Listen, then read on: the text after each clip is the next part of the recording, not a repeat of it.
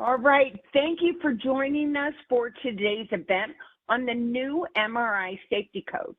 My name's Mary Sue Gardner. I'm a registered nurse and provider outreach and education team, and I'm joined today by my friend Tom Ryan, and he and I are going to be your facilitators for today's event. Moving on to the next slide, let's start with some housekeeping issues. So a few housekeeping items before we really get started. Have a training center link at the top of the page on our website, which is wpsgha.com. In our training center, you're going to find all things education, such as training materials like the slide decks for today's event. You're going to also find upcoming educational events, and you're going to find that event access to encore presentations that you can watch outside of YouTube. Again, those encore presentations are generally out there for about 60 to 90 days, but are always available on our YouTube page until the information is either changed or updated. If you have questions during today's event, you can place those questions into the chat, send them to all panelists, and Tom and I will hopefully get those answered for you. Finally, if you have any feedback about your experience today, there's going to be opportunities during and after the event to take the survey. Tom's going to place a link to the survey in the chat now, and we'll also put it back in the chat at the end of the presentation. So if you happen to have to disconnect early, then you're going to have that survey link available to you. If you are listening to this as an encore, we also encourage you to take the survey. The encore survey link should be at the top right of the screen. It'll be a little eye with a circle around it. It's going to be available at the end of the presentation, but it's always available in the description of the encore as well. So on the next slide, we're going to go to the CPT copyright notice. And this is just there to inform you that we have CPTs embedded into this presentation. So we have to give you the CPT copyright notice. And I'll just leave this for you to read at your own leisure. So we're going to move on to the next slide, our disclaimer. So we have to show you our disclaimer at all of our presentations. And basically our disclaimer says, the information that Tom and I are going to give to you today is as good as it is today. So Medicare laws, rules, and regulations often change. And it's your responsibility as a provider of Medicare services to make sure you're following the most current laws, rules, and regulations that are in place on the date of service that you provide them. So remember, the Medicare coverage rules have the final determination in what you're doing. So as we move on to the next slide,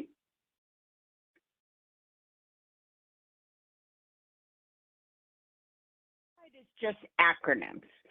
So Medicare's full of acronyms. If Tom or I happen to use an acronym that you're not familiar with, just go ahead and reflect back to this slide or put it in the chat, and one of us will answer what it means. Because we happen to throw out a lot of acronyms, you know, during any course of Medicare education. So as we move on to our agenda and our overall objective for today's presentation. My objective, or our objective, since CMS recognizes the MRI Safety Codes, these new codes, as of January 1st of 2025. Our objective for today is to educate you on using these codes appropriately and answer your questions regarding their use. We're going to achieve this objective today by going through an overview of the codes. We're going to discuss documentation and documentation needs, and we're going to review some key billing items. So let's move on to the next slide and get started. Today, many patients have implanted medical devices or foreign bodies that may impact their ability to safely receive MR scans. So in order to ensure that patients can safely and effectively receive these services, there's time that needs to be spent evaluating the patient's specific implanted medical device or that foreign body, really to determine a number of factors. Those can range from the type of MR scan equipment that can be used to whether or not the exam can actually be performed. So today, let's discuss some of these codes and how to effectively use them to support your time and effort. So as we move on to the next slide, we're going to break down and talk about the codes. The 2025 CPT code set includes 6 new codes representing MR safety services. So the new codes portray safety services that are beyond those standard questions that are performed for all patients that receive MR exams, which are not reported separately. Those you have to do for everything, and they're not reported separately. In addition, not all patients with a medical device or a foreign body are going to need the safety services represented by these new code sets. For example, if a patient has a medical device known already to be MR safe and it requires no modifications to the exam, the safety services represented by the new codes then are not needed. So as we move into the next slide, let's talk about some patients that may require these codes. Patients requiring services represented by these new code sets include those with medical devices or foreign bodies that lack MR conditional labeling, for which additional time and research are needed to determine the safety of the device, and those whose devices or foreign bodies are determined to be contraindicated for MR examination, or again, require additional safety precautions or modifications to the MR examination. Let's move on and talk briefly about these codes and their meaning, and later Tom's going to discuss more on these actual codes and about billing these codes. So let's first discuss when these codes are utilized based on when things are done or the date of service.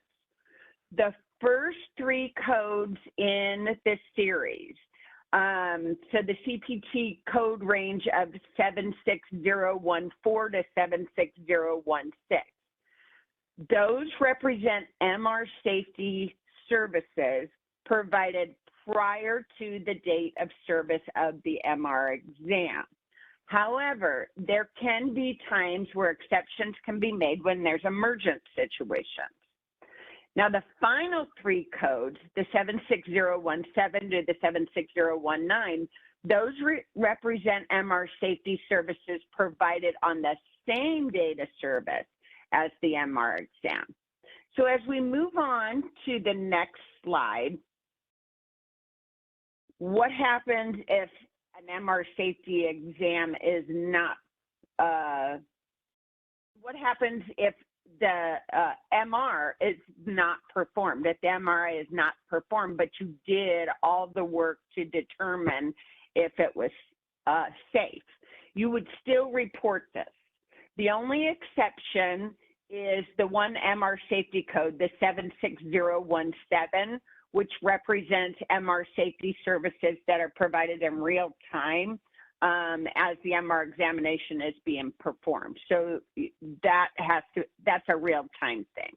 But if you did the other codes, apart from the 7017, all other MR safety services would still be reported if the MR examination was not performed.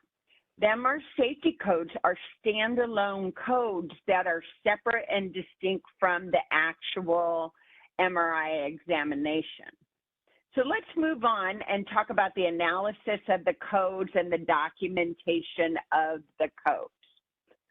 As we we move into the next slide, we're going to first talk about the analysis of each and then the documentation of the codes. All right, remember I said the first two codes in the new code set, the 76014 and 76015, those represent the technical component for any preparatory research that are performed by the clinical staff. Remember, these services are performed on a date prior to the MR exam itself.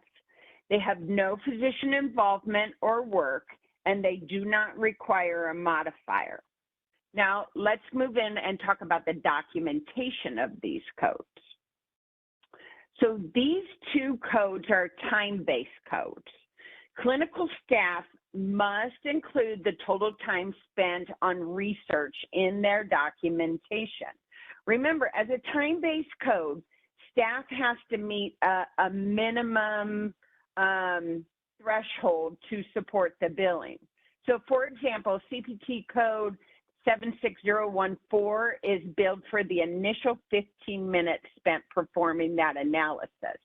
So the clinical staff has to spend at least 8 minutes or, meet or exceed that, but at a minimum of 8 minutes to meet that minimal threshold.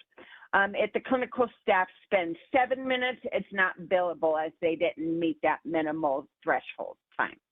And then the 76015, that represents each additional 30 minutes of research. Therefore, there's a 16-minute threshold, minimal threshold that must be met.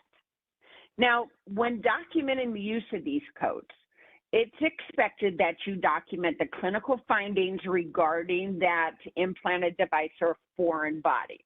Remember, these findings must be reviewed by the physician. So we would expect that your documentation includes some notation that the physician reviewed these findings.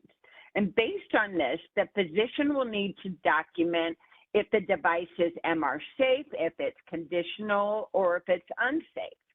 So again, after performing the necessary research for the medical device in question or the foreign body in question, the clinical staff needs to document their findings in that medical record for review by that physician, and again, that physician's going to identify safe, conditional, or unsafe. Before any detailed work can be done, you need to know exactly what implanted device or foreign body that patient has, which can be time-consuming in a lot of cases to find. And that's why these code sets were developed. The purpose for them is to help give you money for that planning, for that work that comes before the exam. So remember, code 76014, the MR safety implant and foreign body assessment reflects that initial 15 minutes of work for the clinical staff. And that gives you time to identify and verify that implanted component or foreign device, to review any MR requirements of the implant, to contact the patient with implant-specific instructions prior to that exam being performed, and even provide a written summary in the medical record. Now, the other component of that is that you need to document any possible contraindications. The add-on code 76015, again, that's the additional 30 minutes. And that is for patients really with complex or multiple or incompletely documented implants. Both of these are technical component only codes and do not require physician work. And Tom's going to discuss things like that later in the presentation. So let's move on to the next slide, and we're going to talk about the analysis of code 76016. Now, this code is intended for situations where an implant and or foreign body lacks MR conditional labeling, or it's contraindicated for MR, or may result in a limited MR examination based on the performance of the MR safety determination by that physician or other qualified health provider, or QHP. Those people that are responsible for the safe performance of that MR procedure. This represents work that is done on the date prior to the exam. So again, we're going to need, when we talk about documentation, to make sure that it's clearly documented the date of service. It's for the work that has to be done by the physician or other QHP, and it can be performed on the date of service in emergent situations. Since it's used for situations where the implant or foreign body lacks MR conditional labeling or it may be contraindicated, then the physician or other qualified health provider would need to document a report that includes a risk to benefit analysis. And we'll talk about this in a little bit. But remember, this code is used in situations where an implant or foreign body lacks conditional labeling or is contraindicated for the MR or may result in a limited MR exam. So let's move on to the next slide and talk about what documentation would look like for the 76016. The documentation of this code needs to include the proximity of the implanted device or the foreign body to any sensitive tissues. Now, this includes an evaluation of clinical risk to the patient, a risk to benefit analysis, what happens if the device would malfunction, so that's part of your risk to benefit information. If there would be any thermal injury or displacement that is forced by the MR exam, those are types of things that would be looked at and documented. The physician or qualified health provider would also need to determine if alternate tests, like alternate diagnostic tests, would be appropriate in this situation. So on the next slide, we have a little more documentation about the 76016. The report should address the issues related to the implanted device and the MR exam itself. If the device is determined to be MR conditional, a risk to benefit analysis by the physician or other qualified health professional that's responsible for the safe performance of the MR exam should be included.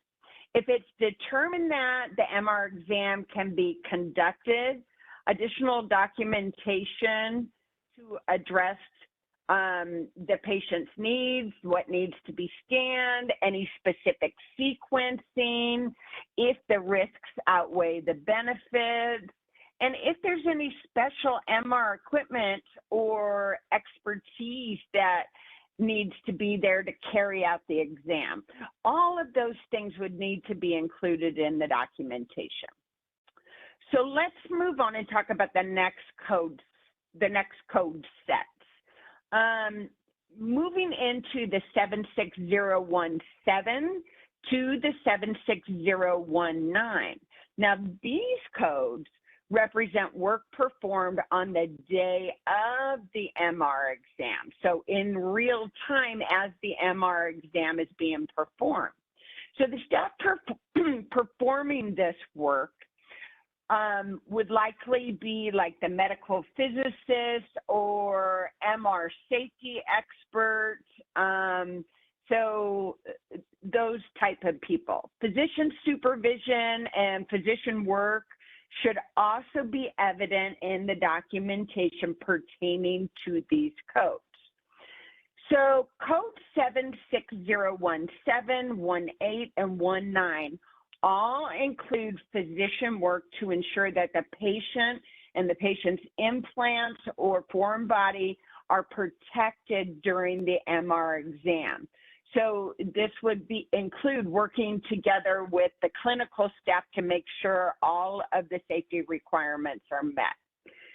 I want to continue to discuss this just a little bit more. So certain implanted devices have limits on the radio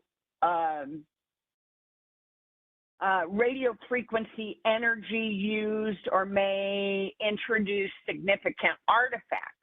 So if a medical physicist or MR exam safety expert is present to customize the MR exam due to that implant, then code 76017, which is the MR safety medical physics exam customization, that's something you would use. Another example, some implanted devices require programming of that device to set it into an appropriate mode so the MR exam would be considered safe. So if something like programming occurred, then the 76018, the MR safety implant electrodes preparation would be used to account for that extra scanner time and knowledge and care of that patient.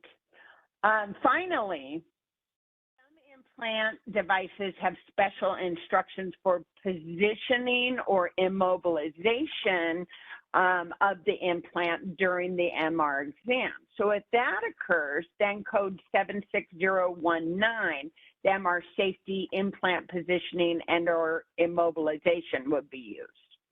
So I just wanted to give a few quick examples of those. And again, your documentation, we'll move into that in just a second here, but that would include, you know, if you were using one of these codes, some of those examples that I gave.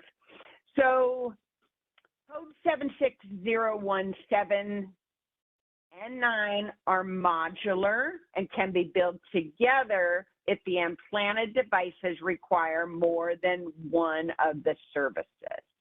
So we've moved on, and let's talk about documentation of these codes. Physician supervision and physician work should be evident in the documentation pertaining to each of these codes. What they did, the decisions they made, the reasons for those decisions, etc.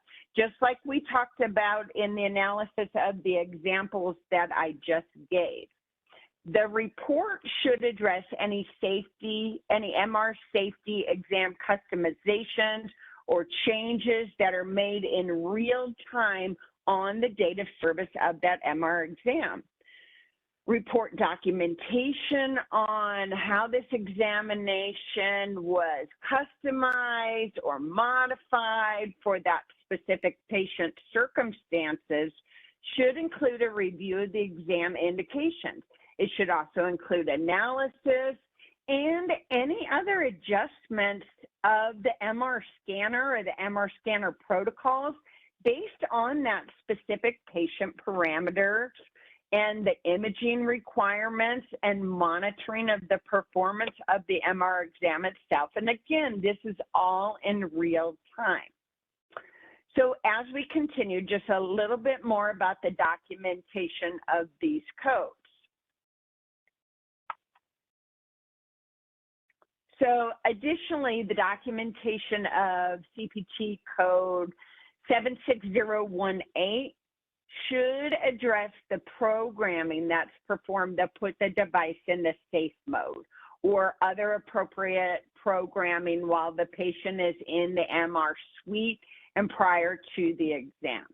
So if the device was put into safe mode in a separate office, like outside of the MR suite, like in the neurologist or the cardiologist office, then CPT 76018 is not separately billable. Your documentation should note that as well. So your documentation should also address that the device was returned to a normal mode following the scan. So if you were the ones that put the device into like safe mode, then you would be the ones also returning that to its normal functioning mode, and the documentation would need to say that or address that appropriately. Again, and it would need to be signed and dated. As with all your documentation, everything needs to be signed and dated, legible and completely. So at this time, I am going to turn things over to Tom, and he's going to start talking about the billing of these codes. Tom? All right, thanks, Mary Sue. So again, this is the billing section. So the first question, and I'll address the questions also that we received. The first question we got is, what's required for billing these CPT codes? First, you have to meet the criteria specified within the code. Now, Mary Sue did an excellent job of spelling that out. She talked about the documentation, but one of the issues or one of the things that the question specifically addressed is, what if we have someone who doesn't meet the time factor? Now, again, I'm going to assume they're talking about the 15 minutes or the additional 30. And again, we're going to use the same definition, Mary Sue, halfway through, right? So for the first 15 minutes, if you're at 8 minutes, you're good. Second, it doesn't start a 15-minute timer there, though. You can't go at 23 and say, oh, it was 8 plus 15. No. You start at 15 and then you go from 15 to 15. So at 30 minutes, you would have the additional time. So hopefully that answers the question and explained it in a way that makes sense. So let's talk a little bit about those procedures because I forgot to advance the slide on that. I apologize. So that was for the 76014, and again, the 15 minutes with the add-on code. Can a multiple procedure be billed? Sure they could. What are you doing, and does your documentation support that procedure? Then that would mean it would be billed. So these are not all like all encompassing. You don't just bill a 76014 and a 76015 and be like, okay, I'm done. Well, first, who's the person that performed it, and make sure you're doing that. Second, especially with the lower three, right, you can bill them separately depending on what's going on with that patient. You could actually have all three of them on your claim. And Mary Sue also addressed that. A couple of other things that went with these particular sets of codes before we move on.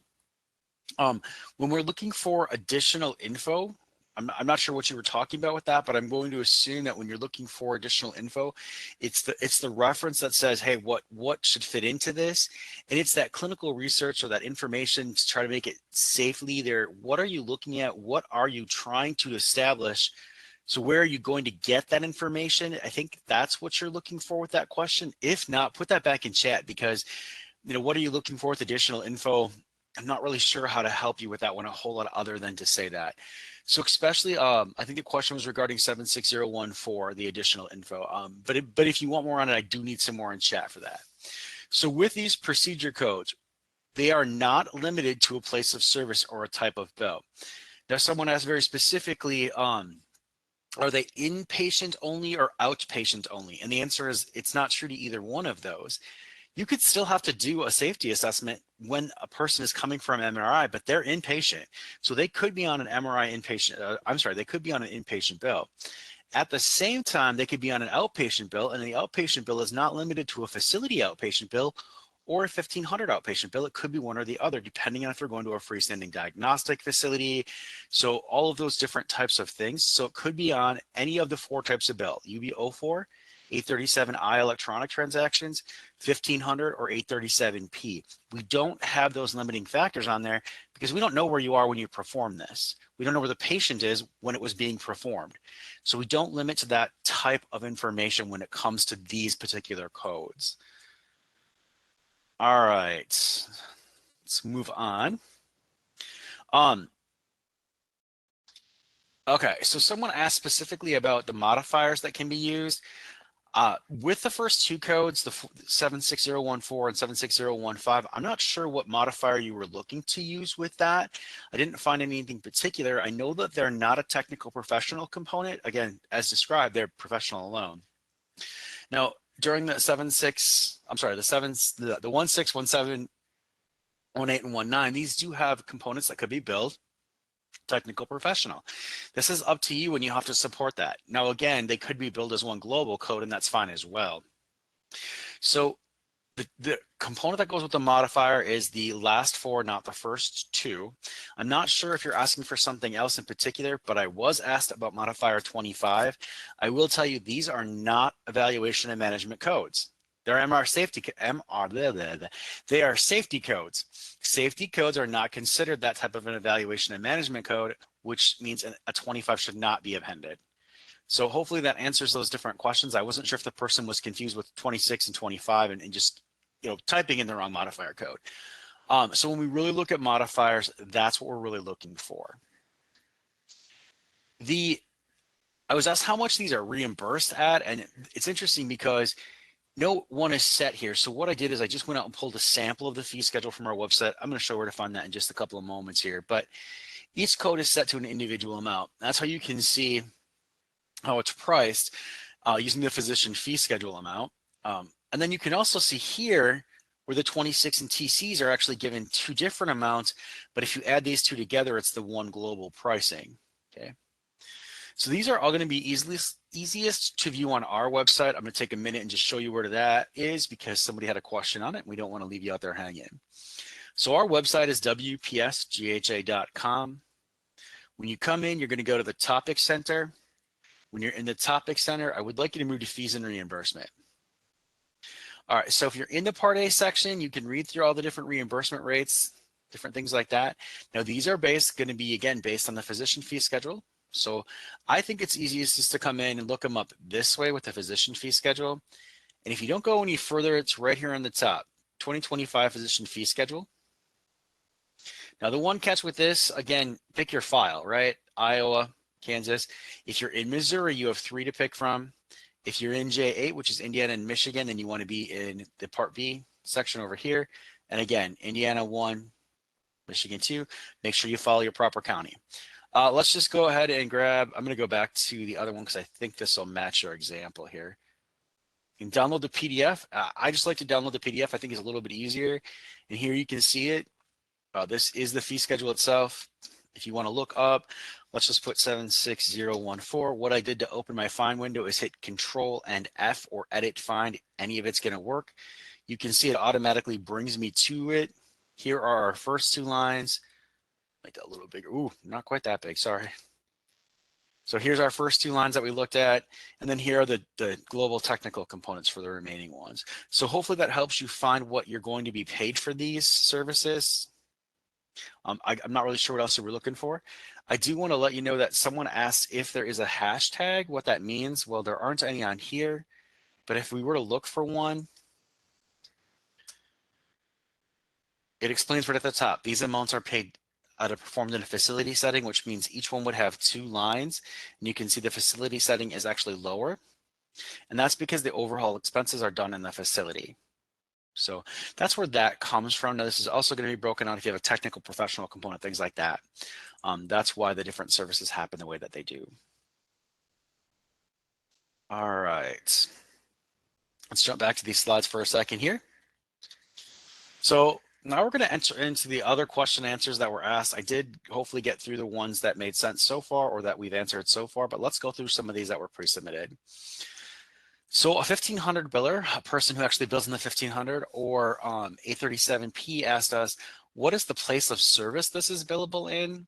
We do not have this type of an edit set. This is not one that says it's only billable in an office. It's only billable in.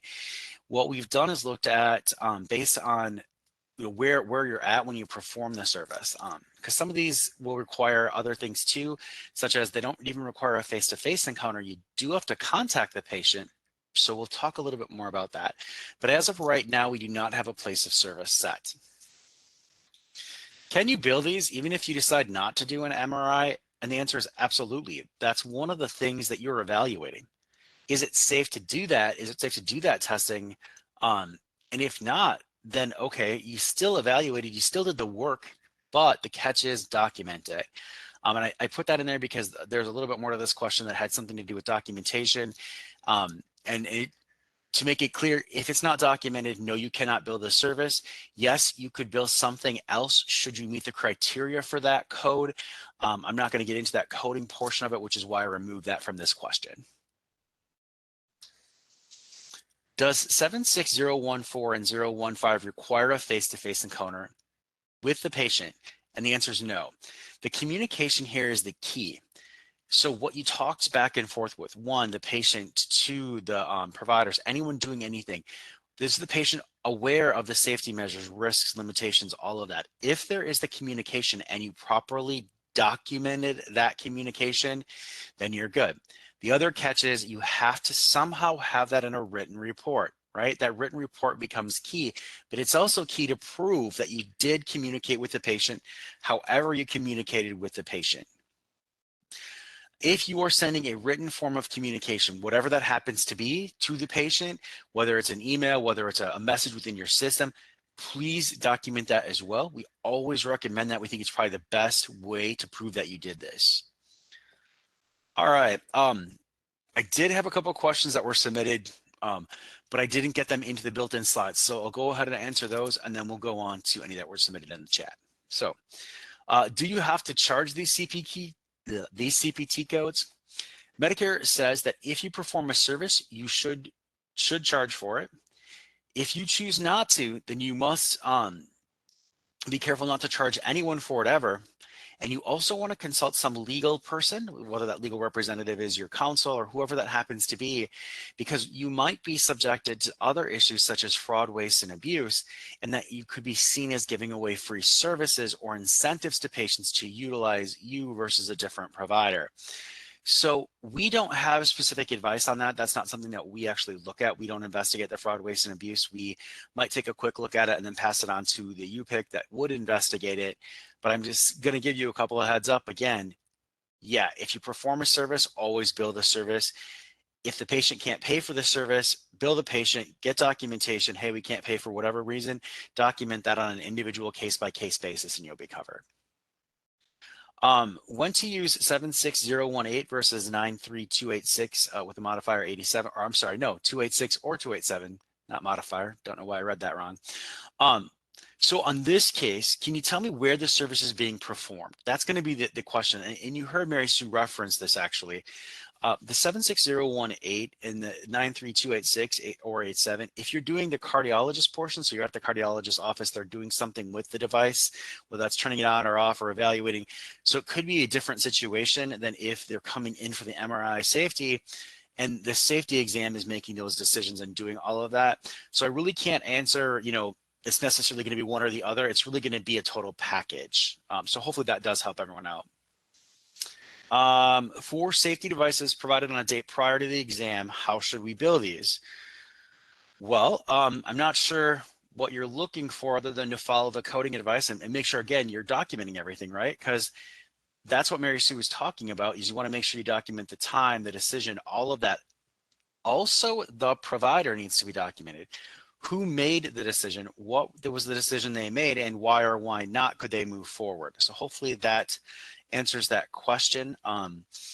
When you're looking at how they should be billed, bill them like any other service. I'm not really sure exactly where you're going with that question. So again, if you have a little bit more there, it might be a little bit more helpful to me to understand exactly what you wanted with that.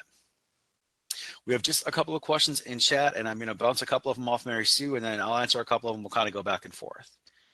So Mary Sue, I think this one is for you. It is talking about documentation. And it's 77014 and 76015. If a technologist's documentation includes the name of the radiologist that approved the device findings, MRI safety, MRI condition, or MRI unsafe, etc., does that suffice? Or does the radiologist have to have a separate report? Hi, Tom. Thanks. Yeah, you know what? In this case, so these codes are your free codes. Used for that clinician gathering all that information. But part of that code is that the physician review the service. So if that radiologist is reviewing that service or reviewing your findings, I should say, that radiologist should be making a separate note themselves to say they have reviewed, they agree with, or whatever the case may be. So just to say that the radiologist looked at it, I would caution and actually not do that. It is a best practice to have the radiologist make a notation themselves in the documentation. All right, perfect. All right.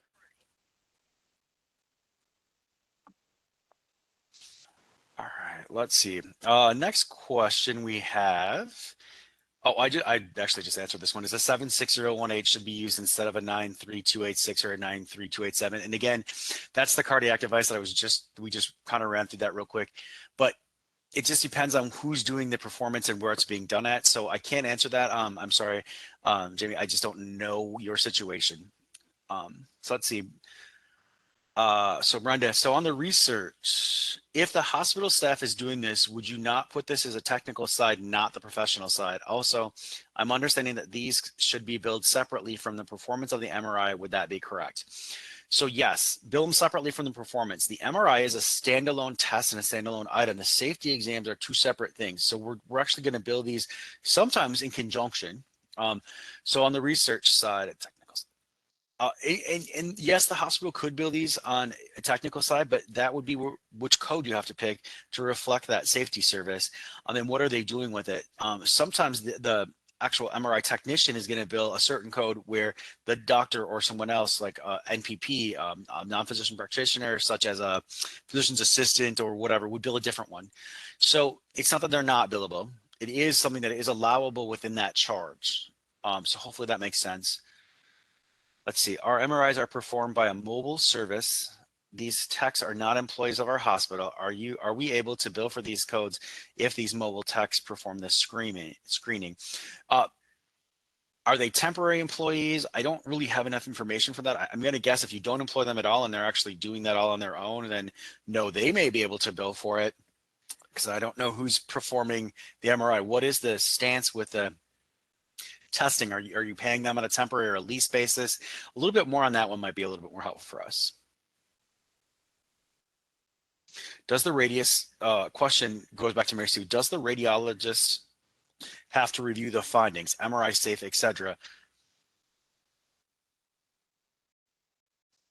So yeah, under that, I'm just trying to find a. Oh, Mary, I thought I had the complete depth. Go ahead. That goes with that. There's another common part of that says we have an MRSO tech who reviews our devices. So.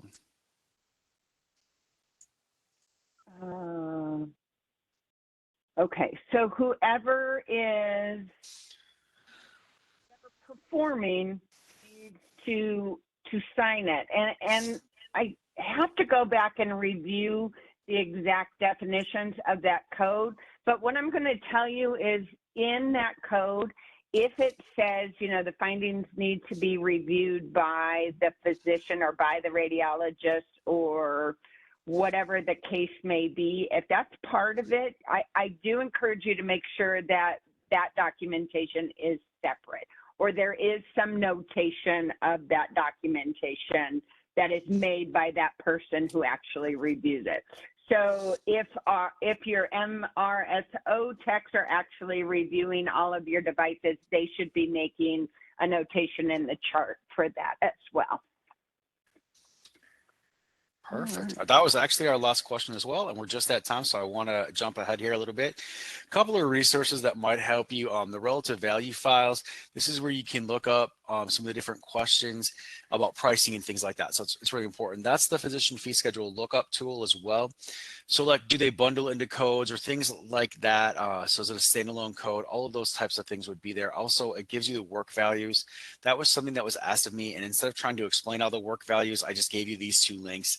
If you do have additional questions on the work values, though, I'm going to give you a slide that'll tell you how to send in a follow-up question. Hopefully that'll make it a little bit clearer rather than trying to go through that with everyone here. On the next slide is just a certificate of achievement. This is just to remind you that you will receive an email. It's an automated email. It's going to come right after this event. As long as we've got your email address, you'll get that. And if we do not have your email address, which means you simply phone called in and you didn't actually give us an email as part of today signing in, then you do have to email us. I'll tell you about that in just a few moments. If you do get this email, please don't discard it. Look at it because it does have the certificate of achievement with contact hours. Contact hours translate to CEUs. Should your governing body choose to use that, this is what we give for that purpose. Follow-up questions. Again, take note, if you called in and you do need a certificate, this is how you have to do that. What I need from you, though, is to this email address, wps.gha.education@wpsic. Please make sure that MR Safety Codes is in the subject line. For those of you that are just asking a question, insert the question. For those of you that need the certificate because you called in, first, I have to be able to verify a phone number. This means I need an area code and the remaining 7 digits. Without all of that information, I can't do anything. So incorporate a phone number and say certificate, please, or something like that. That'll make sure we get you that information. But you do have the next 7 days to get us this information. So please be sure you do that. All right. You are going to be asked to take a survey. Mary Sue did talk about this, but I just want to remind you that we really do value your feedback. We value it so much that we put a chat link in, so you can go ahead and grab that right now. You're also going to be given the opportunity when we close out, you're going to get a box that looks like down here on the bottom, it'll say external site. This is not spam. This is not malicious. This is nothing. This is just us asking to take our survey.